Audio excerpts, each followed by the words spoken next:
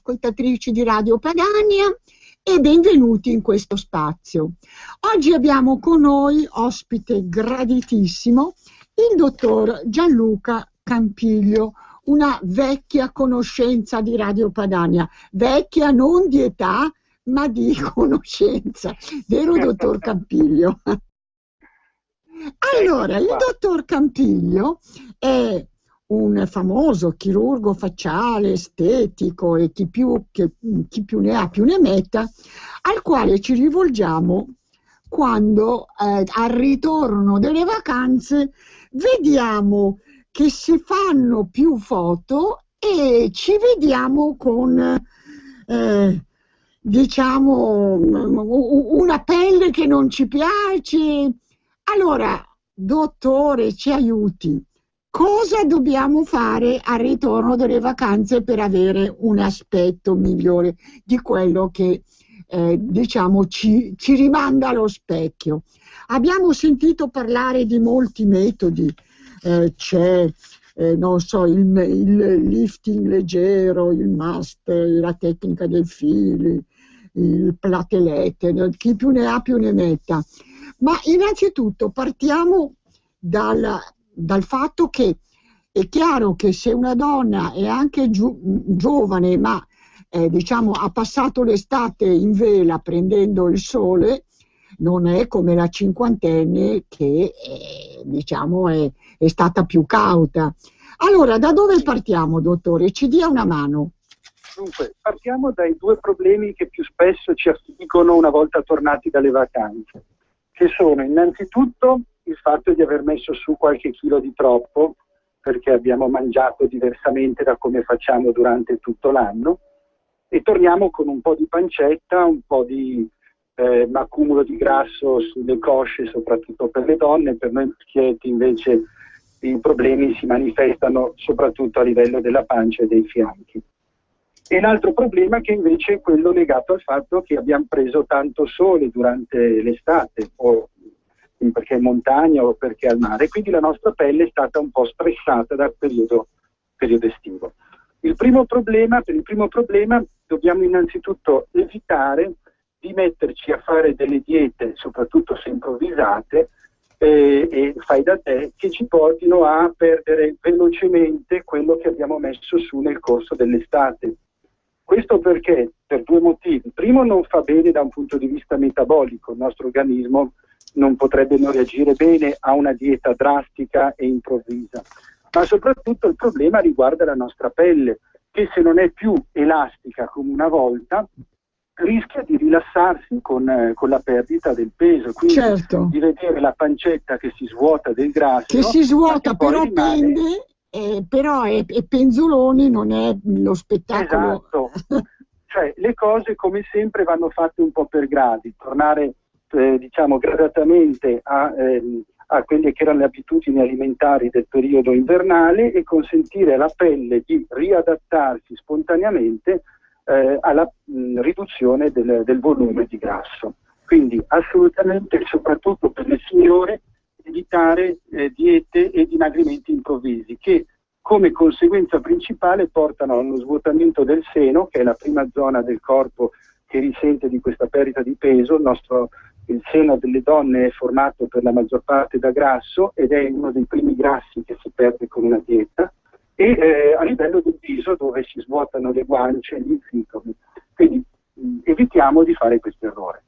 L'altro problema invece riguarda l'esposizione esagerata o comunque diciamo maggiore dell'abituale ai raggi del sole, per cui la nostra pelle può essere segnata da macchie solari, quindi da macchie marroni, che si possono eliminare utilizzando dei laser specifici o dei peeling all'acido glicolico o anche all'acido tricloroacetico, se molto, molto resistenti, oppure delle rughe che sono comparse proprio per l'esposizione al sole. In questi casi la medicina estetica offre una serie di trattamenti che vanno dalla biorivitalizzazione al botulino e all'acido ialuronico, che io consiglio sempre di non fare una volta e basta per tutto l'inverno. Si va a trovare il proprio chirurgo plastico, si imposta un programma di, come dicono gli inglesi, skin caring, di cura della pelle, che dura tutto il periodo invernale, quindi ecco, un vero e proprio programma che va dall'autunno alla primavera. Ecco, allora, proprio così. Ecco, un po' per recuperare quello che si è perso con l'estate, un po' per prepararsi all'estate successiva, arrivare pronti all'estate successiva. Ecco, io so che lei è in partenza per il Brasile, so tutto. Esattamente. Allora, a fine mese ritornerà dal Brasile e magari ci racconterà che cosa voi chirurghi internazionali avete, diciamo, scambiato idee, ma c'è all'orizzonte qualche novità?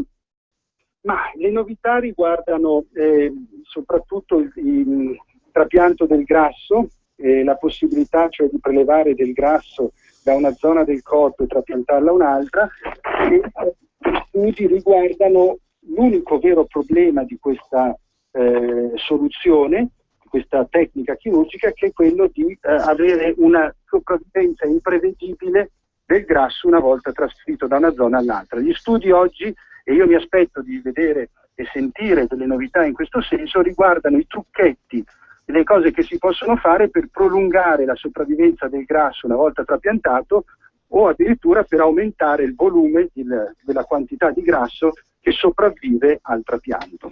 Ma allora, come si fa a stimolare i tessuti affinché, diciamo, producano collagene, per cui la pelle possa avere degli effetti di rassodamento notevole? Ecco, cosa si può fare? Dunque, purtroppo o per fortuna la nostra pelle è un'ottima barriera contro qualsiasi insulto esterno, e quindi anche di conseguenza contro l'affetto positivo che possono avere creme o altri trattamenti superficiali, che non dico che non servano, possono aiutare nel mantenere un risultato nel lungo periodo. Quindi ben vengano le creme all'acido ialuronico, le creme che contengono acido glicolico e altre creme di bellezza, tutte molto efficaci per mantenere un risultato positivo. Purtroppo però queste creme, come dicevo, non bastano ad attraversare una pelle intera. Ecco, per arrivare queste, ecco, una domanda generale, ma le creme che ci diciamo raccomandano, ma arrivano la pelle è formata da 4 strati, mi pare, no? Mi corregga se sbaglio. Come facciamo a veicolarle in modo che diciamo arrivi fino alla base? La domanda è più che legittima ed è la stessa che mi pongono molti pazienti che vengono trovati in studio.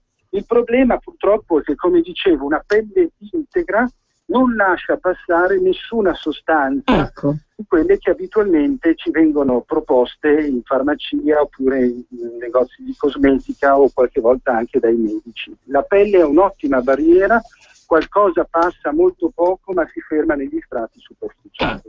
Allora l'unico sistema per veicolare in profondità fattori di crescita, sostanze benefiche per la pelle, è quello di sottoporsi alle famose punturine, microiniezioni di acido ialuronico o di botulino, che hanno un effetto diretto a livello degli strati più profondi della pelle. E quindi questo è, diciamo, non c'è chiediamo alla cosmetica quello che ci può dare, e non quando vediamo visi paragonati al prima e dopo, qualche dubbio poniamocelo. Ecco. Spesso le celebrities, come vengono chiamate oggi, i VIP per intenderci, hanno difficoltà a riconoscere di sottoporsi anche loro a dei trattamenti di medicina estetica. Ci raccontano... E danno tutto il merito a creme miracolose. Ecco, purtroppo le creme oggi, poi magari in futuro la tecnologia della cosmetica farà passi in avanti, le cose saranno diverse, ma oggi non ci sono creme in grado di superare la pelle, gli strati superficiali della pelle e arrivare in profondità. Quindi diciamo affidiamoci al nostro medico estetico con fiducia che ci darà dei consigli. Dal Allora, medico, aggiungerei, Renata, si posso dire, dal medico estetico 1, 2, 3 volte all'anno e poi mantenere il risultato a casa con queste creme. ecco, diciamo così, il chirurgo e il medico possono indirizzare e poi Esatto. a noi spettano, Possiamo mantenere, diciamo, aiutare quello che ci ha consigliato. Va bene, allora, dottore, concludiamo augurandole buon viaggio e al ritorno Grazie. dal Brasile lei ci racconterà, voi medici internazionali vi siete scambiati opinioni, ci racconterà insomma le novità, per essere sempre più, non dico belle, ma insomma gradevoli per i nostri uomini e per il nostro pubblico, la nostra vita sociale. È un dovere oramai essere gradevoli a 360 gradi, abbiamo il dovere di essere gradevoli a noi e al nostro vicino. Assolutamente d'accordo. Buon viaggio dottore e la ringraziamo. Grazie Renata, un saluto a tutti, grazie. Avete ascoltato Sani nel terzo millennio. Hey gringo, Vinicio.